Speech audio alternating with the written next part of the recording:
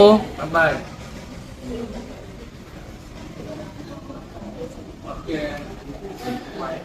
Assalamualaikum, saya Ikhwan Siru dari Irama Signature di IOI City Mall Putrajaya. Kami menjemput semua orang untuk datang untuk menikmati makanan masakan Melayu yang kami sediakan untuk semua pelanggan kami di Putrajaya. Kami juga available di Irama Dining Kuala Lumpur di Lorong Raja Chulek. Okey, pada bulan ni, starting daripada bulan ni, kita actually baru promotekan satu set hidang yang baru, which is kita buat kita punya Wagyu masak lemak.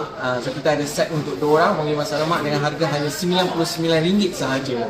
So Wagyu masak lemak kita tu, kita guna fresh Wagyu, kita ada kerabu datang dengan nasi. It's a complete set lah untuk makan malam ataupun makan tengah hari at hanya RM99 untuk 2 orang. Okay.